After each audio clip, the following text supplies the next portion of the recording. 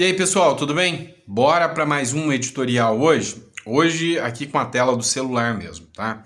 Não deu para usar o computador, mas não é a forma que vai mudar a qualidade, tá? Então a gente está aqui para bater um papo sério sobre tudo que está acontecendo na política.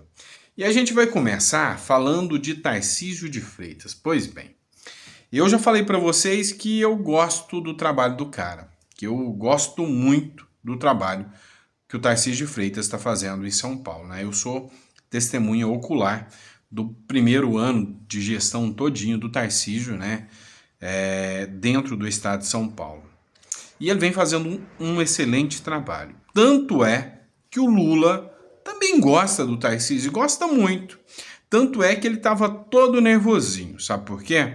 Porque o Tarcísio não anda dando moral para ele. Toda vez que o Lula chama, o Tarcísio não aparece, o Tarcísio não quer se vincular ao Lula. Então, o Lula ficou todo revoltadinho, falou que toda vez que chama o Tarcísio ele não aparece e que o governo Lula está liberando dinheiro para o estado de São Paulo através do BNDES.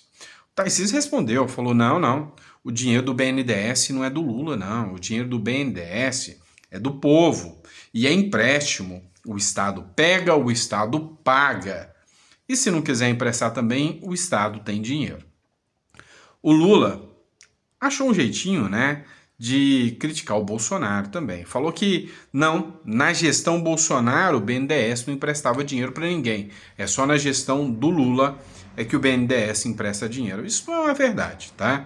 Vários estados socorreram-se a empréstimos do BNDES também na gestão Bolsonaro. Mas o Tarcísio está certinho. E aqui, independente se é Bolsonaro, independente se é Lula, BNDES é banco, BNDES empresta e o Estado tem de pagar. Mas eu concordo com o Lula. Tarcísio é show de bola e o Lula está sentindo a falta do Tarcísio no palanque com ele. Mas o Tarcísio não vai estar não, pode ter certeza. Vamos lá na matéria que eu vou discutir isso com vocês. Conexão política agora. Lula reclama, faz cobrança e diz que Tarcísio não vem quando eu convido. Também pudera, né? Durante um evento realizado na quinta-feira em Salto, no interior de São Paulo, o presidente da República, Luiz Inácio Lula da Silva, aproveitou a ocasião para criticar o governador do estado, o Tarcísio de Freitas, pela ausência constante nos eventos organizados pelo novo governo federal. A declaração ocorreu durante a entrega de ambulâncias no Serviço de Autoatendimento Móvel de Urgência, o SAMU. O líder petista também mencionou os empréstimos concedidos ao Estado de São Paulo pelo Banco Nacional de Desenvolvimento Econômico, o BNDES, criticando a gestão da instituição durante o governo de Jair Bolsonaro, do PL, o qual Tarcísio fez parte como ministro da Infraestrutura. Segundo Lula, o Tarcísio não vem porque diz: o dinheiro é do BNDES, não é do Lula. Eu tomei emprestado, eu vou pagar. O que ele tem que saber é que o BNDES empresta dinheiro para governador no meu governo, porque no governo deles não emprestava um centavo, disse o presidente, destacando a diferença na política de empréstimos entre os governos. E aí é indiscutível fazer uma comparação mesmo do BNDES, né? Afinal, nessa gestão, o BNDES tem o Mercadante como presidente, um político. E aí a gente já fica com aquela boa e velha desconfiança disso, né? Político gerindo o estatal, não cheira bem. E também tem outra questão. Não dá para esquecer que o Lula, se não falar do Bolsonaro, não dorme direito, não consegue, né, sequer dormir à noite. Eu acho que ele fala mais do Bolsonaro do que da própria Janja. A realidade é essa. Mas o fato é que o Lula já prepara o campo, porque ele sabe que o Tarcísio já está com mais de 64 de aprovação no estado de São Paulo. E isso, para um estado complexo como São Paulo, é muita coisa. Lula está tremendo as bases de ter que enfrentar Tarcísio em 2026 se ele for o candidato. Se tiver que enfrentar Caiado, também vai tremer as bases, Zema, enfim. Qualquer candidato que o Lula enfrentar, ele vai ter problemas, porque o Lula não está com muito moral diante da população brasileira, não. Isso aí são as pesquisas que mostram, tá? Bora partir para outra notícia. Olha só quem apareceu de novo para falar besteira e fazer o dólar disparar. Pois é, o Lula. Matéria da Folha de São Paulo, o Lula diz que a economia não quebra e que não adianta falar de responsabilidade fiscal com ele não. Que ele aprendeu responsabilidade fiscal com a dona Lindu. A verdade é a seguinte, Lula odeia essas duas palavrinhas, responsabilidade fiscal, tá? E quando ele prometeu controlar gastos, vai cortar com a navalha é na carne do mais pobre. É o BPC ou Bolsa Família que vai sofrer. E quando o Lula vem a público dizendo que não é para falar sobre responsabilidade fiscal, falando sobre economia, a coisa azeda ainda mais. É melhor ele ficar calado, não falar nada, ficar quietinho, que aí a coisa não vai pro brejo. Vou colocar aqui o trecho da fala do Lula aqui para vocês. Não adianta falar de responsabilidade fiscal, porque se tem uma coisa que eu aprendi com a dona Lindu, foi responsabilidade fiscal. Cuidar do meu pagamento, cuidar do meu salário, cuidar da minha família. E hoje a minha família é o Brasil. São 213 milhões de filhos que nós temos que cuidar. E só vai dar certo se a economia estiver arrumada. Só vai dar certo se a economia estiver arrumada. Se a gente fizer como aquela pessoa que joga dinheiro fora por causa do cartão de crédito, a economia vai quebrar. E no meu governo não vai quebrar, porque nós temos responsabilidade de cuidar desse país. A primeira coisa que eu lembro quando eu vejo um discurso como esse do Lula é aquela frase, o golpe tá aí, cai quem quer. Outro assunto que eu quero discutir com vocês é um projeto de lei que estava em votação, que o foco é o aumento na pena para abusador, tá? Abusador de mulheres. Você sabe de qual palavra eu estou falando, né? Pois é, tinha um projeto de lei que ia estar em votação hoje que previa a castração química e o aumento de pena. Quem fez a denúncia foi o capitão Alberto Neto, do Republicano do Amazonas. Segundo eles, o Patrus Ananias, que é deputado federal do PT, pediu a suspensão do processo do projeto de lei e impediu que o projeto de lei fosse votado hoje. É lógico que isso vai dar uma repercussão negativa, afinal, sabe, hoje a gente tem que o abusador de mulheres, ele tem, sabe, um sentimento de impunidade, ele sabe que vai cometer crimes, que vai cometer abusos e no final das contas não vai ser punido de maneira séria e severa. E o projeto de lei tratava de aumentar a pena, quase que dobrava a pena, e previa a castração química. Olha só o que foi a postagem do capitão Alberto Neto. Deputado do PT suspende a votação de PL contra abusadores. Qual a sua opinião? O deputado federal Patrus Ananias, do PT de Minas Gerais, pediu o adiamento do projeto de lei 6831, que é de 2010, que endurece as penas para crimes sexuais. O projeto estava previsto na pauta da sessão da CCJ nessa terça-feira, na quarta-feira, dia 3, mas foi feita a solicitação e ela foi retirada de pauta. E na minha visão, uma verdadeira lástima, porque quanto mais rápido esse projeto for votado, mais importante para a sociedade brasileira como um todo. Pessoal, vamos falar agora do Ricardo Salles. Uma coisa interessante aconteceu. O Partido Novo fez o convite para que o Ricardo Salles se filie ao Partido Novo.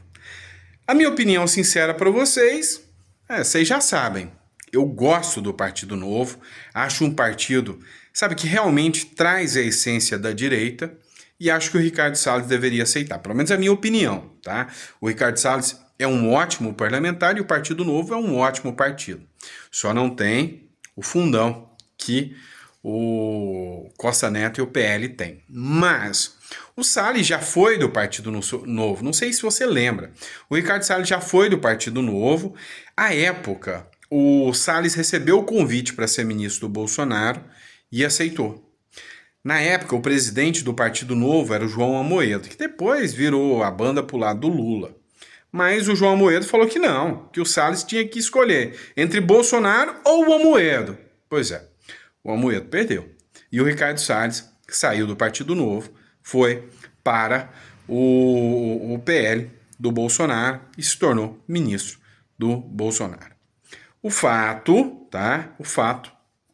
é que agora o Partido Novo falou que já está sobre uma nova direção, uma nova gestão, falou que acha interessante o Salles voltar para o Partido Novo, fazer uma dobradinha para o Senado com o Eduardo Bolsonaro. Porque vamos lembrar que as eleições do próximo ano, que vai ter, 2026, serão 2 senadores por estado que vão entrar. Então, Ricardo Salles e Eduardo Bolsonaro poderiam fazer uma dobradinha em busca das 2 vagas para o Senado.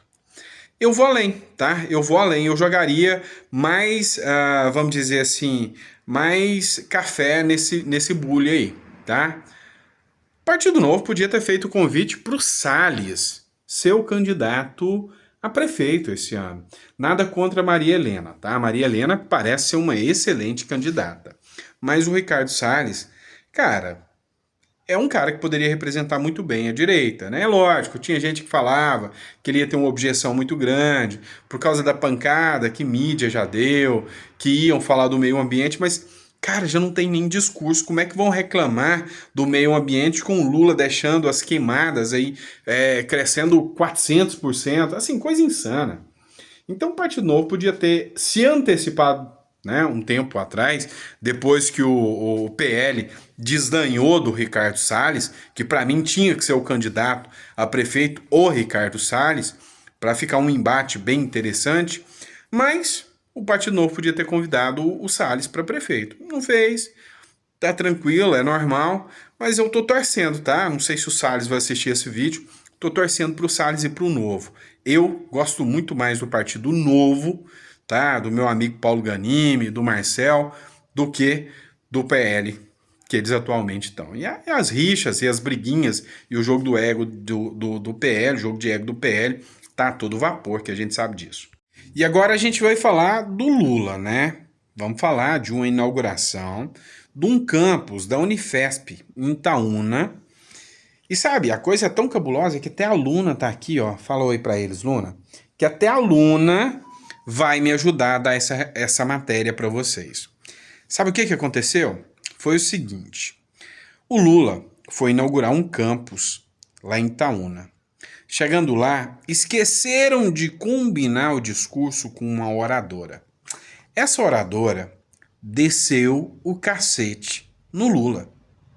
Meu amigo. Ela falou, olha, esperamos por muitos anos para isso aqui ficar pronto.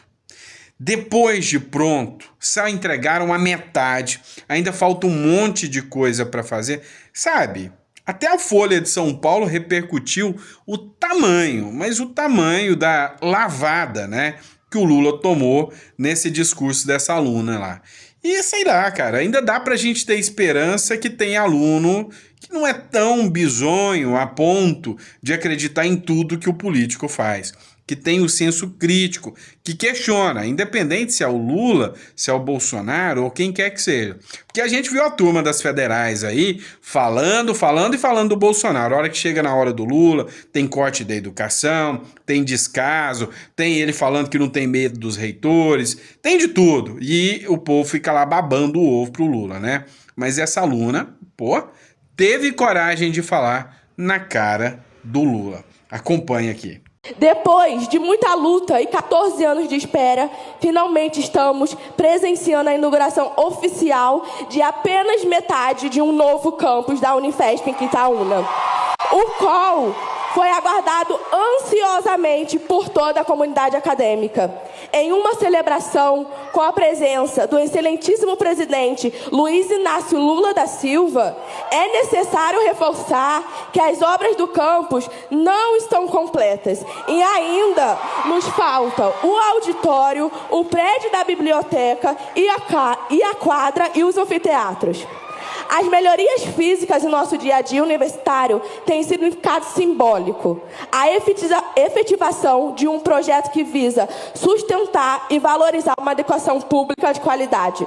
Mas, para além de um campus, a universidade se faz com pessoas, com inclusão e diversidade, bem como a concretização de políticas públicas de permanência.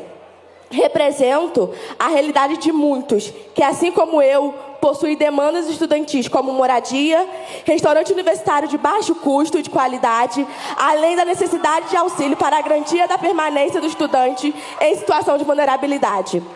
Hoje não é somente um dia de aplaudirmos conquistas, mas também de reflexão acerca da permanência de estudantes negros, LGBTQIA+, e mulheres da universidade.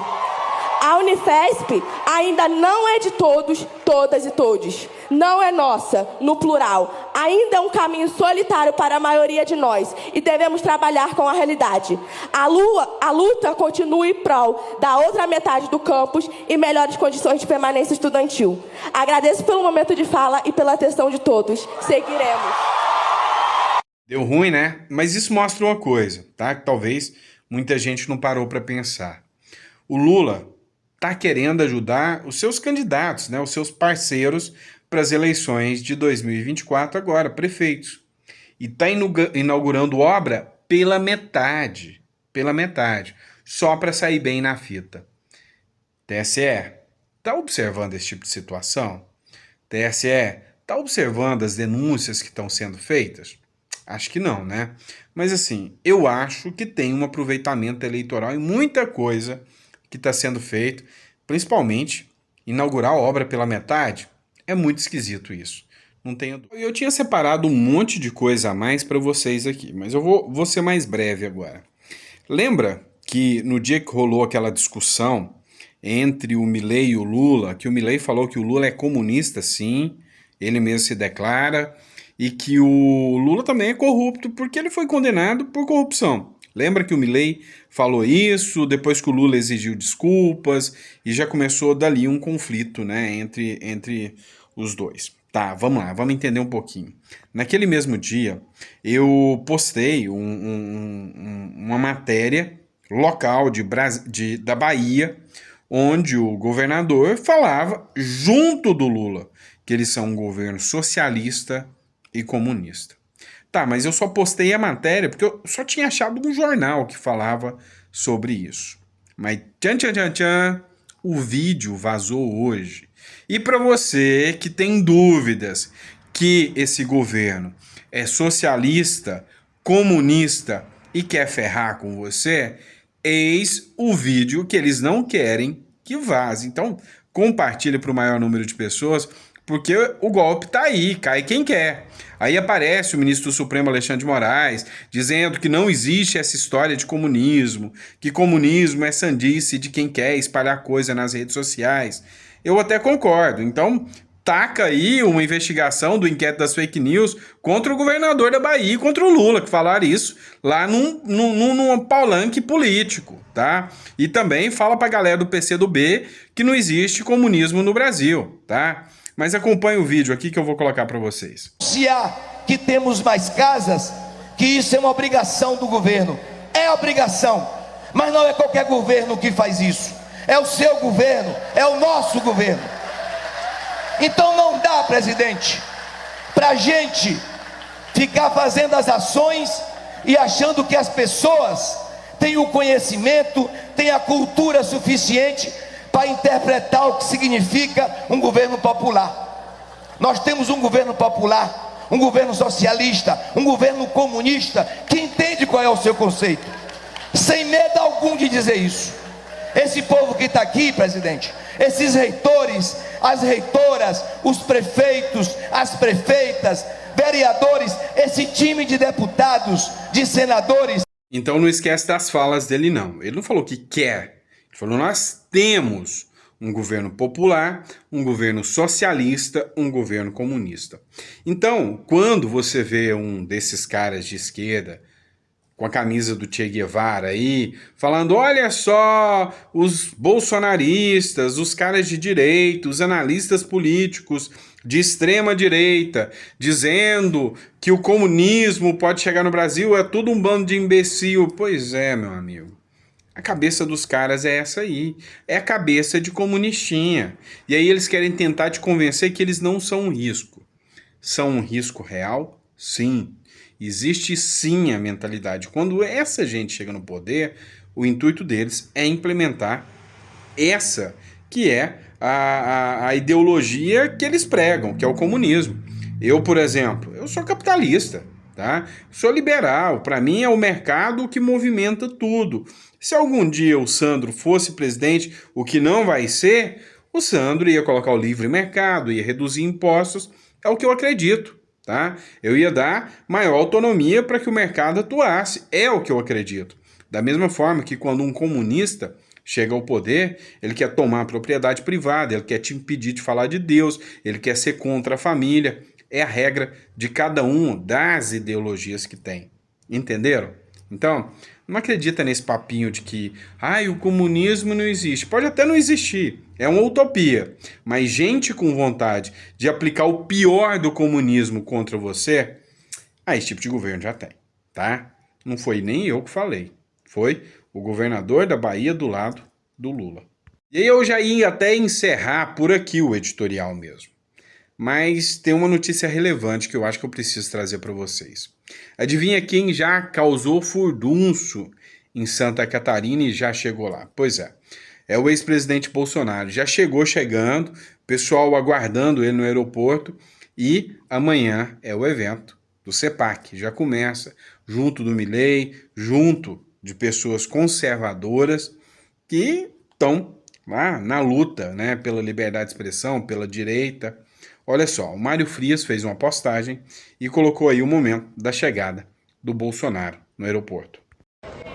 Aí, grandão, quem tá chegando ali, ó. Aí, nosso eterno presidente.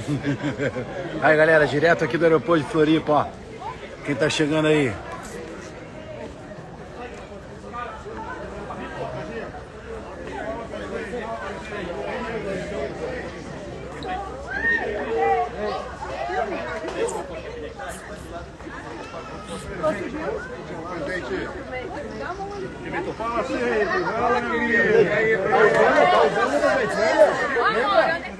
Não dá pra chegar perto dele, não.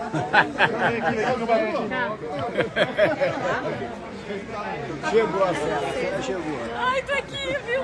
Vai lá, quem sabe não. Chegou. Ah, que legal, garoto. Ele é demais, né? Fala aí. Pode, claro.